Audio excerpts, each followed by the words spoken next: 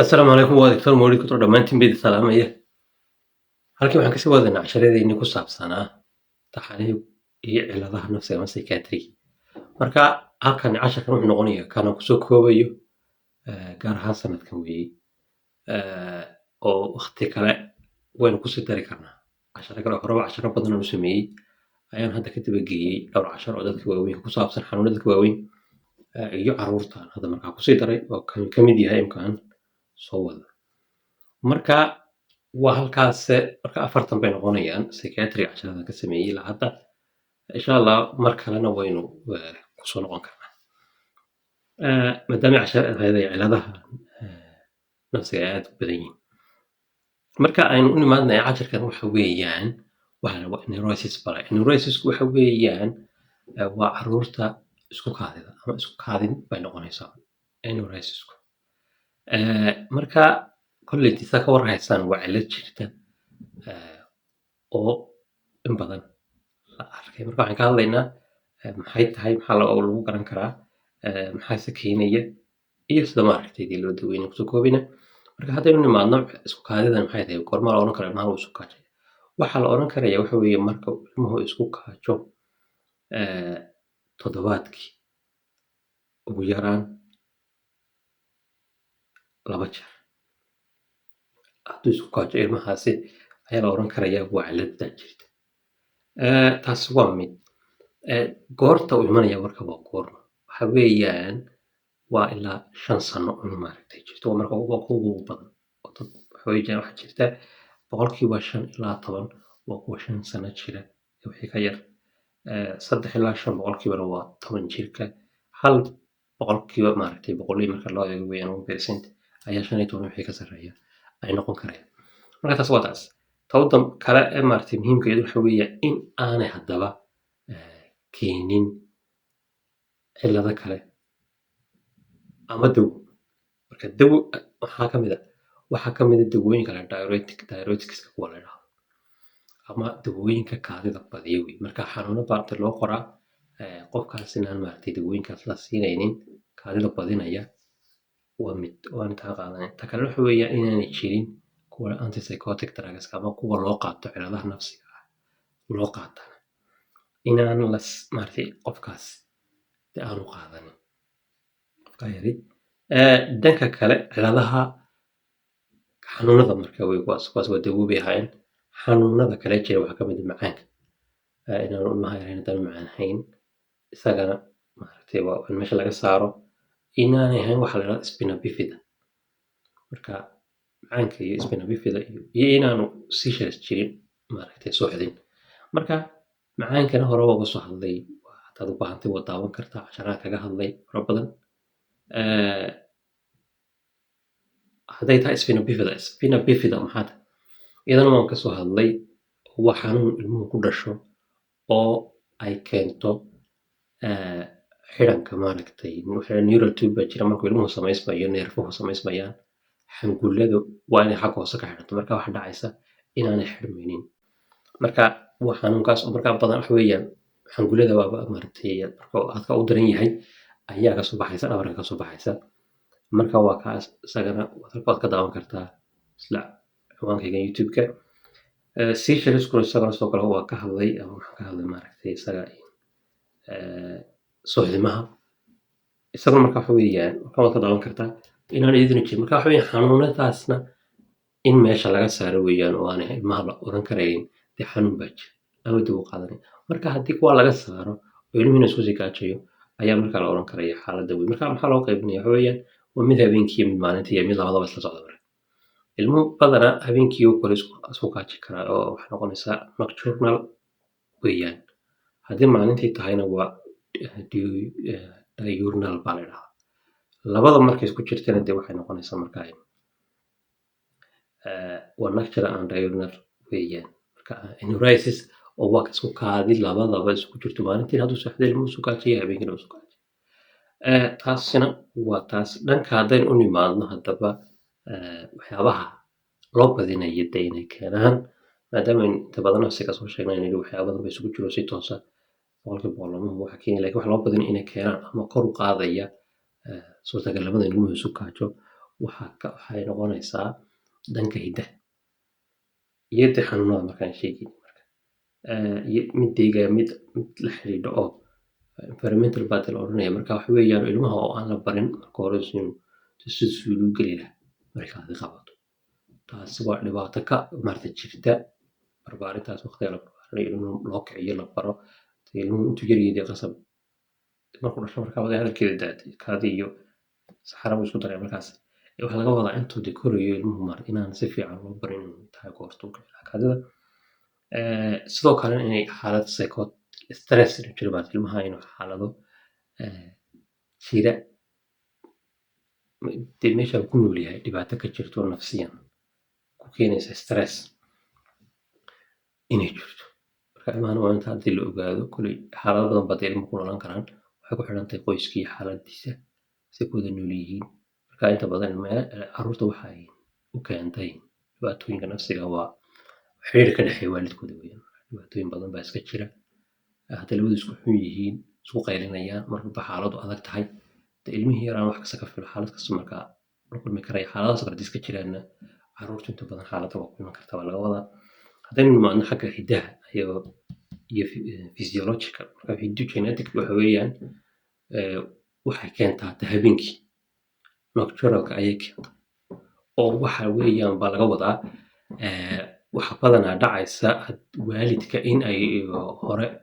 waalidka ilmahani in iyaga laftooda ugu soo hayay xaaladan ay soo haysay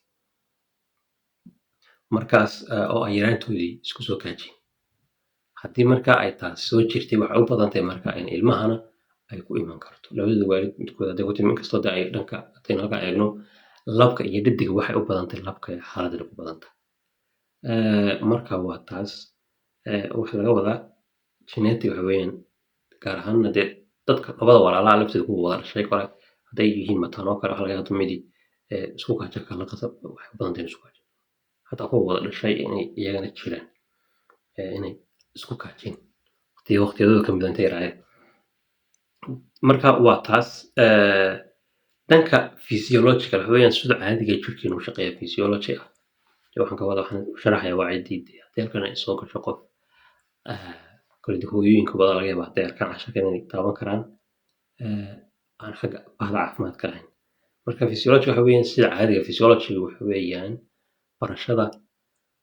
habka caadiga uu jirkeenu u shaqeeyo marka ciladaa ku timaada inay jirto ayaa ilmaha maaragtay dee marka uu yar yahay kan hadday physiology tahay dee ciladba waxa weeyaan suu shaqeeya dhibaata ka imanaysayo waxa ay ka dhigan tahay inaan ilmaha weli hagaagin waqtigii maaragtay kaadida tusaale waxa jira wareegga kaadida oo dee qofku ilmaha la ogaanayo xilli kaadidu markay hayso u kacayn kaco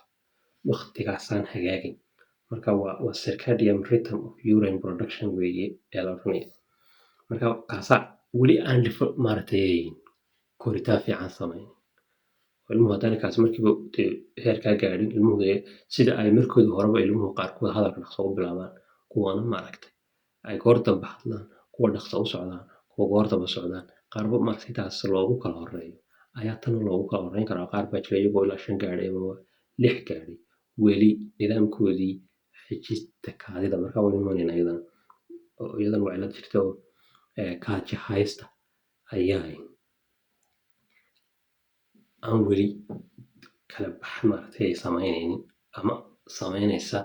waxa loo yaqaan bladder hyperactivity ama la yidhahdo unstable bladder syndrome baa markaa jiraya oo ah bahash maadayn kaaja haysta oo aan mid degan ahayn oo markiiba kaadida xijinaynin oo sii daynaysa markay wax badan dee muddo yar haysaa ilmihiina uu seexday kaaja haystiisiina weli may gaadhin heer ay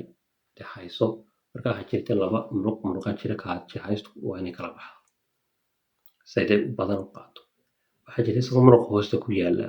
kaadi mareenka halkaas ku yaala kaasna waa inuu marka adkaado marka haddii ay ciladi ku timaado ama dabacsanaanta ay dabacayso kaaja haystu amaba kan hoose ee haynaya xijiyaha aynu Soomaaliland labadaa mid haddii dhibaata kaga timaado ilmaha ama aanay weli gaadhin heer ay shaqadooda si fiican u qabsadaan way imanaysaa dhanka kale waxaa iyaduna iska jirta dee ilmahaas waxayba u badan tahay markay isu kaajiyaan ilmuhu gaar ahaan markooda ay yara weynaadaan 5 iyo wixii ka badan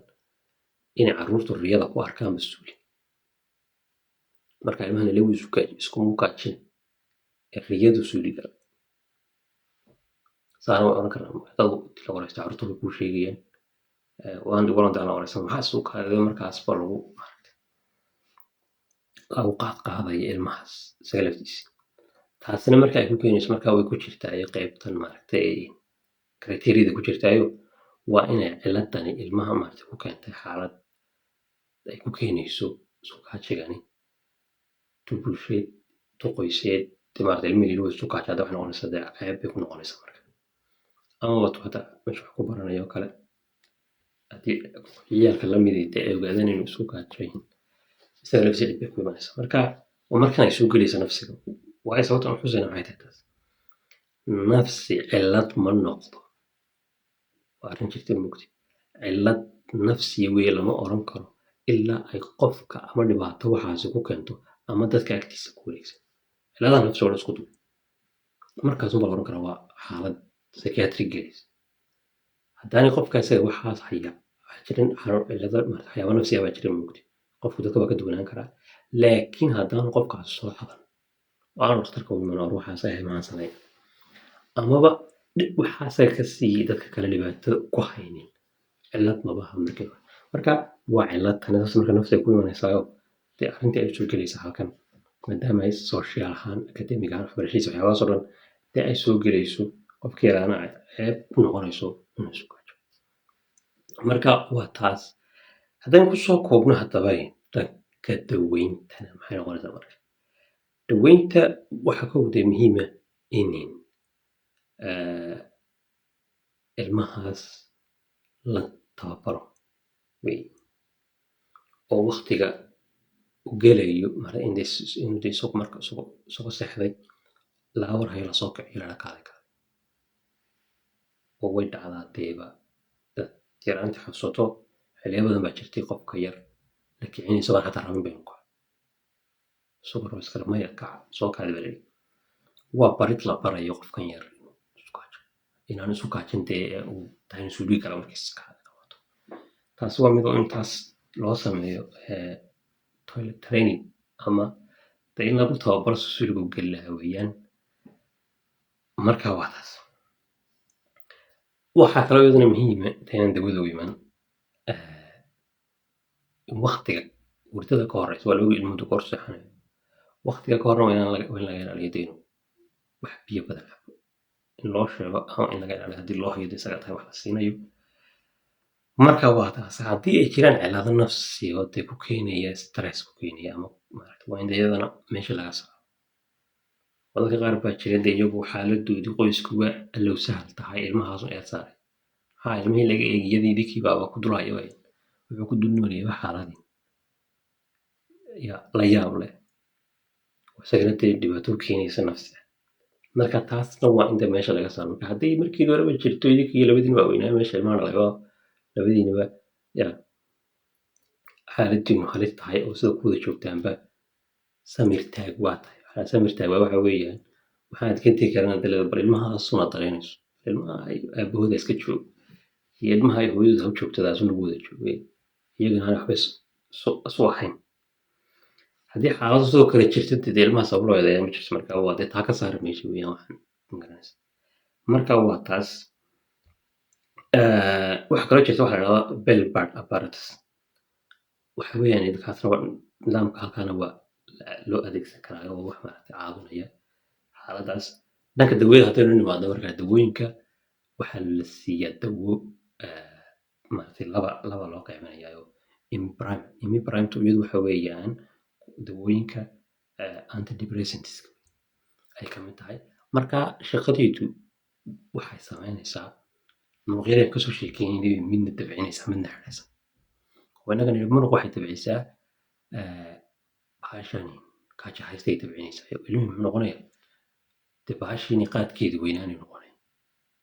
waxaanay xidhaa xagga hoose maaragtay xijiyahana way adkaysaa taasi waa taas dawo kale ayadana jirto aada u wanaagsan waa desmopressin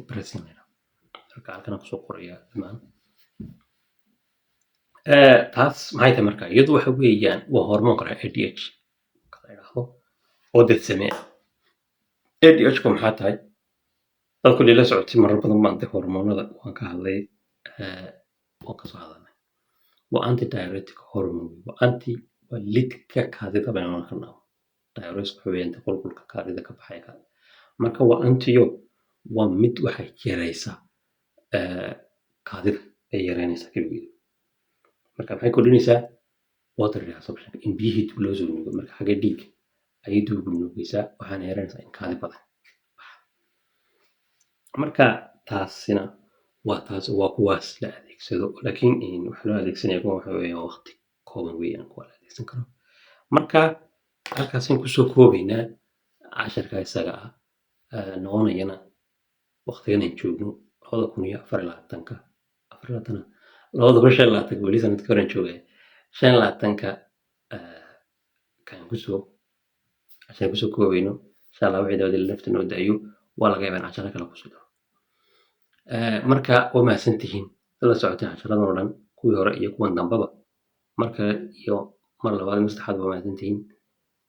la sii wadaag casharkaas ciddii aad jeclaan lahayd inay wax ka ogaadaan waxay tahay waan carruurtu dee si aan carruurta loo eedayn oo waxaan dee u sheegayaa waxaan waxa weeye in wax la ogaado weeyaan waa iyaga laftooda eedaynta sidaas iyaga ilmuhu wuxuu soo arkayaa dee isaga dhibtu ka timid dhammaanteedba walow dee dhibaato jirta isaga haysa way jirtaa laakiin dee in meelaha ka timid la ogaado wey maadaama ilmihii mas-uul laga yahay aan isaguna isu doodi karaynin marka waa in inagu u doodno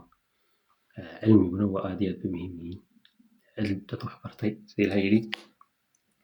hal yastawiya aladiina yaclamuuna waladiina laa yaclamuun marka kuwa wax garanaya iyo kuwa aan garanayn isku mid maaha marka waxaan leenahay inay wada garanno wixii weeyaan bal anigu wada soo duubaya oo aynu dadka dhan wada faa'iideyno marka idinkuna usii faa'iideeyay inta kale usii gudbiya waa mahadsantiin mar kale wasalaamu calaykum